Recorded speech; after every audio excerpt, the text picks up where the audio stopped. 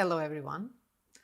Welcome to our course in Western Balkans as precondition for the EU enlargement policy. I'm going to speak mainly on peace building and reconciliation European experience.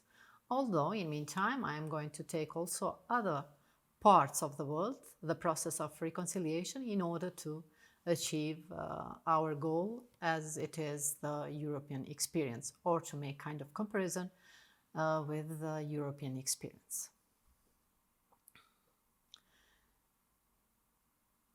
Before the start on the subject, I will begin with the notion of reconciliation, although I assume that my colleagues went thoroughly on the notion. I believe that you all have learned that in technical terms, reconciliation is considered polysomic concept with a different meaning, and no consensus has been reached on a common definition.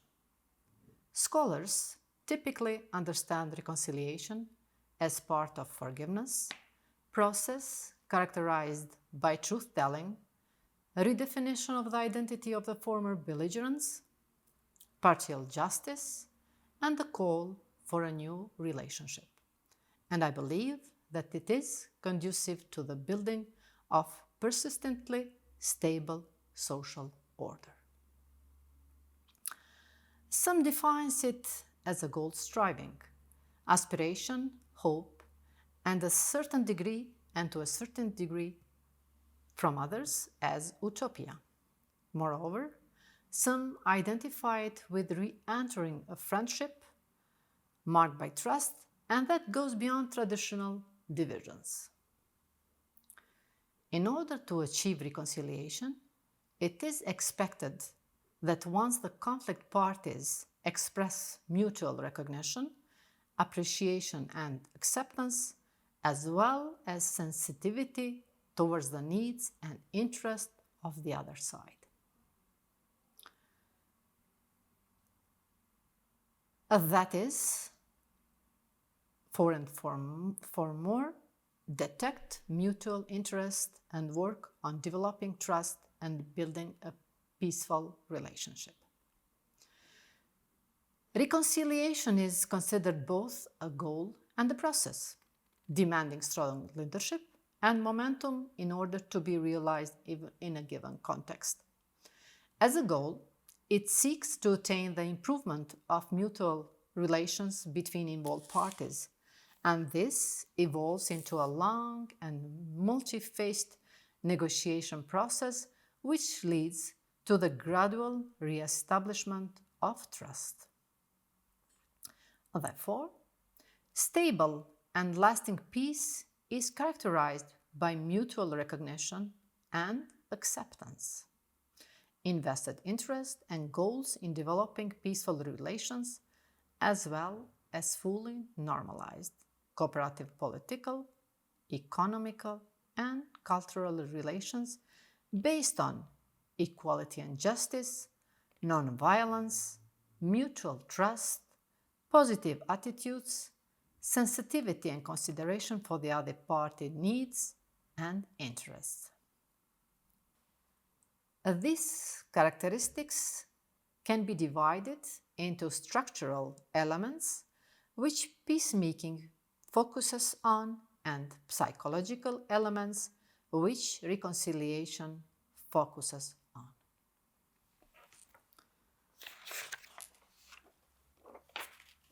Conflict resolution and peace building may be considered complementary activity, whereby one is hardly sustainable with the other.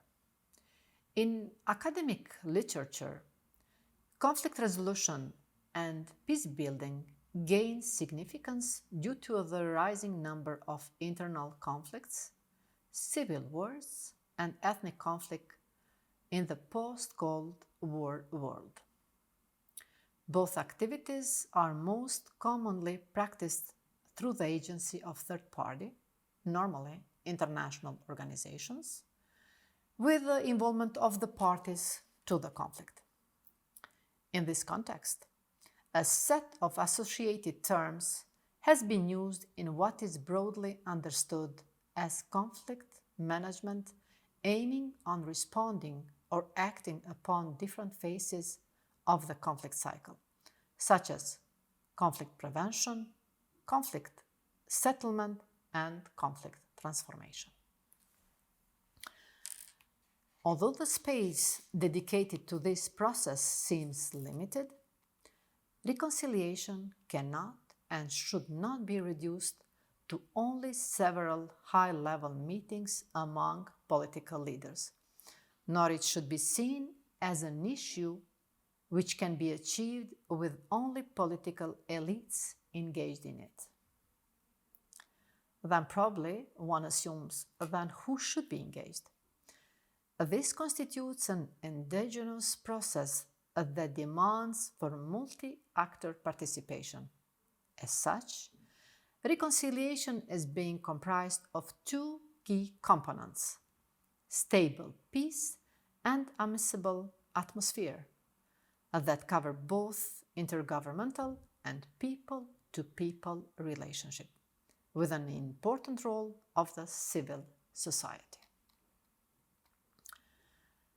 Furthermore, there is a need to distinguish between reconciliation and peace building. In its most fundamental sense, reconciliation concerns how two countries deal with their unhappy past. It is a process in which two former adversaries reach agreement on perceiving and treating their hostile history. Peace building indicates that action to upgrade the state of peace, it is the process of reducing the probability of war between two countries significantly. Reconciliation is one of the mechanisms that leads to changes in the state of peace, yet it is not peace building itself. Besides reconciliation, peace building can result from other processes, such as state realignment, democratization, building of international institutions, and so on. Admitting reconciliation as an important mechanism for the emergence of deep peace does not need to negate the effect of other variables on peace building. Therefore, we come to the three states of reconciliation. We need to clarify that non-reconciliation means a relationship with rapprochement between the former adversaries. Shallow reconciliation refers to a relationship between former adversaries characterized by such actions as words of apology from the perpetrator, negotiation on war reparation, and forgive gestures from the victim.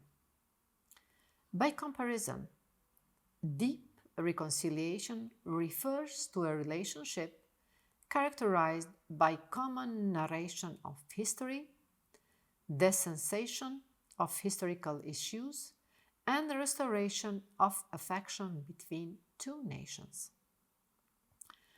Compared to the symbolic verbal expression of apology and forgiveness between political elites of two nations, deep reconciliation not only requires the expansion of mutual understanding of history from political elites to the society in the horizontal dimension, but also the upgrading of relationship from one characterized by discreet gesture of apology and forgiveness to more institutionalized and deeper mutual understanding and affectionate restoration in the vertical dimension.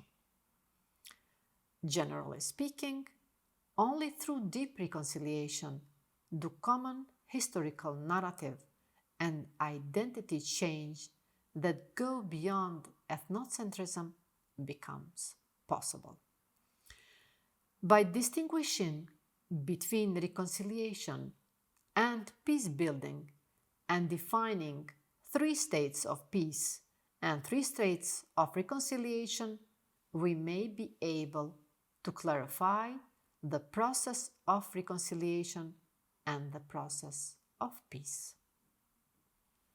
Besides 3 stages of reconciliation, on the other side, we have also psychological elements. Psychological elements have to do with the importance of beliefs about the adversary group. Another determinative condition for reconciliation is change of stereotypes about the adversary group. After years of reconciliation, the member of the group require legitimation and personalization. A legitimatization allows members of the in-group to view the adversary group as belonging to the category of acceptable groups, behaving with the boundaries of international norms. In essence, it grants humanity to adversary group members after years of denying it to them. Personalization, in turn, enables members of the in-group to see members of the adversary group as human beings and to perceive them as individuals, as humans, as members of the perceiving group. In terms of stereotypes, the change of beliefs about the adversary group should lead to a balanced stereotyping of this group, that is, the addition of positive stereotypes to negative ones. In any event, the delegitimizing stereotypes must disappear. The change should also cause in-group members to perceive differentiation among the adversary group members.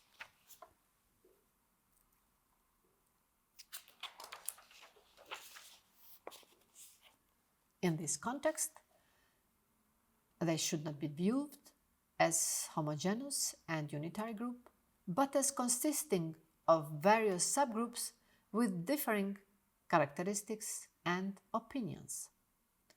Of special importance is some kind of forgiveness for the harm done by members of the adversary group in the course of intractable conflict. Together, these changes are assumed to cause a new perception to the adversary group. They increase trust in the other group, enable consideration of the transforming themselves from foes to friends. The nature of reconciliation. Of crucial significance for the understanding of reconciliation process is the outcome of the conflict resolution, specifically. Whether the result of formal termination of the conflict is that of the 2 adversary groups must continue to live in one political system, for example, South Africa, Bosnia, Rwanda, El Salvador, or will live in 2 separate states, for example, Israelis and Palestinians, French and Germans, Poles and Germans. It can be assumed that these 2 differing outcomes of conflict resolution require different forms of reconciliation. In the first form, there is a need to establish one political, social, economic, legal culture and educational system that will incorporate the 2 past rivals. In the second form, the past adversaries' reconciliation live in 2 different and in 2 separate systems. The first form thus requires the establishment of the new system as part of the construction of the peaceful, cooperative, and trustful relations in a society. Reconciliation in the second form concerns the bilateral relation of two social living in two different states. In view of this distinction, it is not surprising that different social scientists have emphasized different aspects of reconciliation, depending on the type of conflict. For example, studies of reconciliation in the conflict-ridden societies of El Salvador, Honduras, Chile, or Argentina emphasize the political process of democratization and justice as a condition for reconciliation. This line of thinking also appears in studies of reconciliation in South African society. In this case, special attention is given to the process of reconstructing the past with its acts of discrimination, injustice, killing, torture, and other violations of human rights in order to foster social healing. In this vein, scholar Lederach in 1997, who also focuses on intrasocial conflict, proposed that reconciliation consists of 4 elements: truth, which requires open expression of the past; mercy,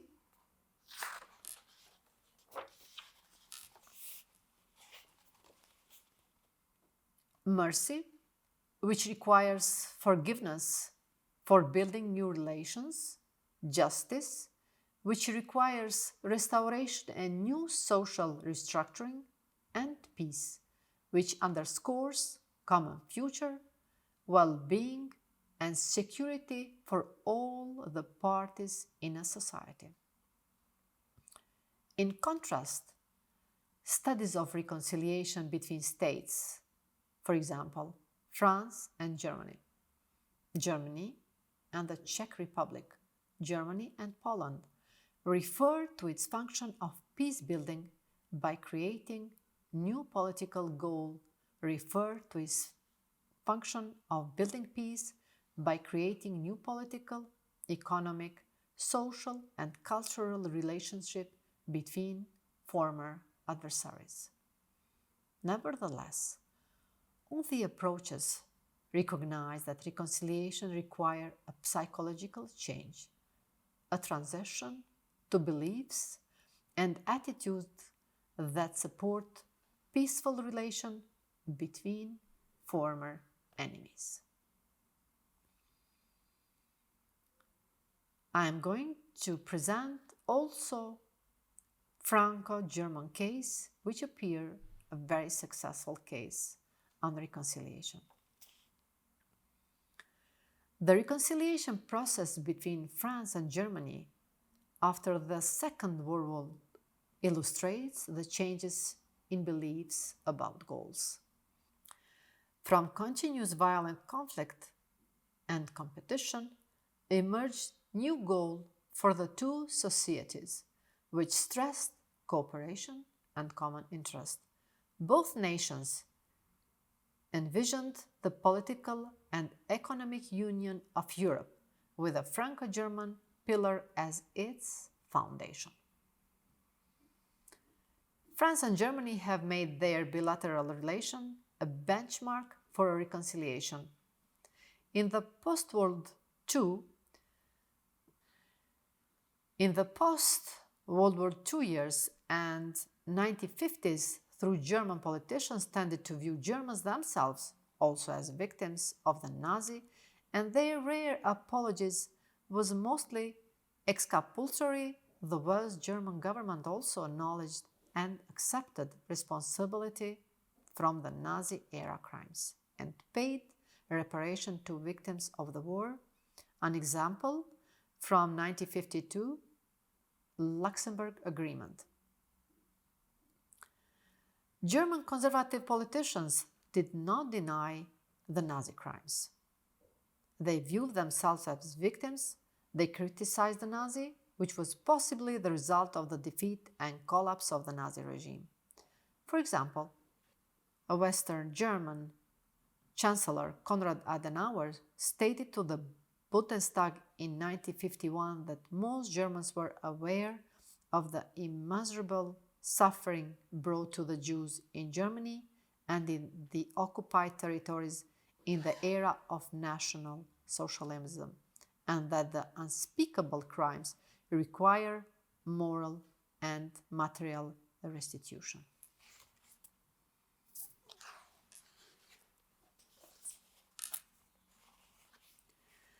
Starting from the 1950s, to eradicate the possibility of conflict, Germany and France actively pushed for regional integration to deepen their economic and diplomatic cooperation. For example, in 1951, France, Germany, and 4 other European countries signed the treaty establishing the European Coal and Steel Community, ECCC. West Germany, active support for post-war European integration and self-restraint in rearming won trust from its neighbors, particularly from France.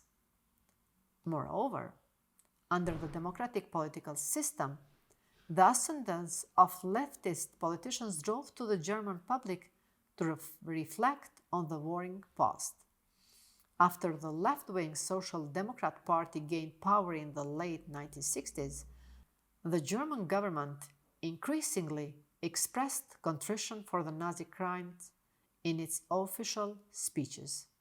As a result, starting from the 90s, France and Germany have reached mutual understanding of their unhappy past.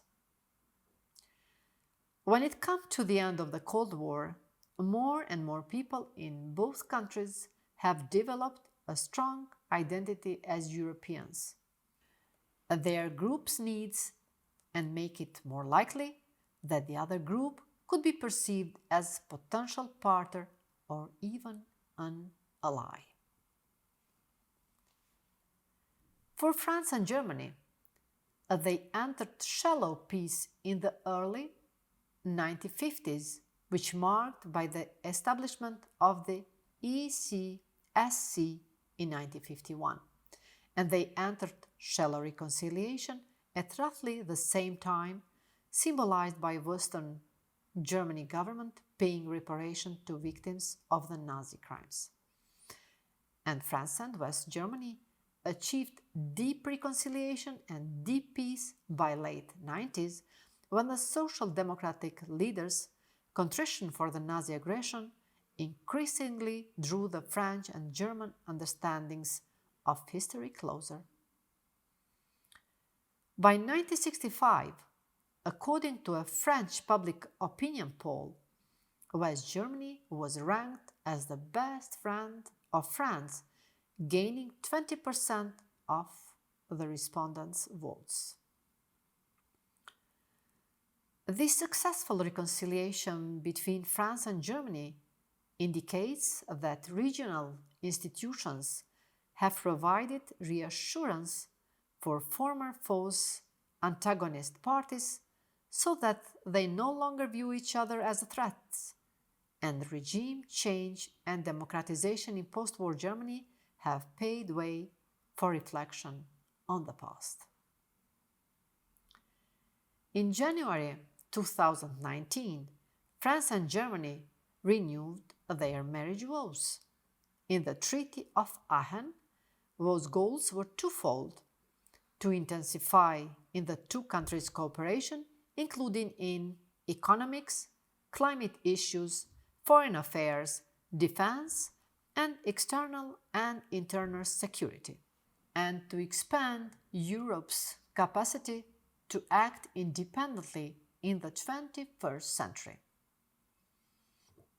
In concrete terms, bilaterally, France and Germany envisage a common economic zone, a Council of Economic Experts, a cross-border cooperation committee, a citizens' fund to support town twinning, and cross-border initiatives, expand youth exchange, through which 9 million young people have spent time in the other country.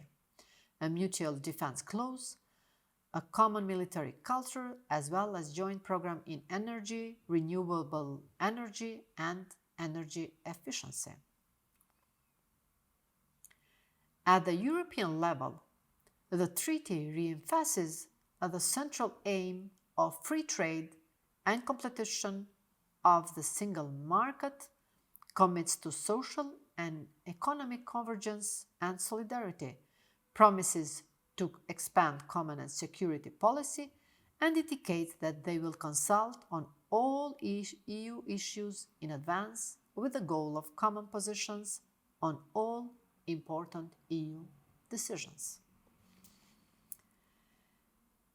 In evaluating the potential for success of the Aachen Treaty, some observers identify the range of issues on which France and Germany disagree: Brexit, arms export, climate policy, for example.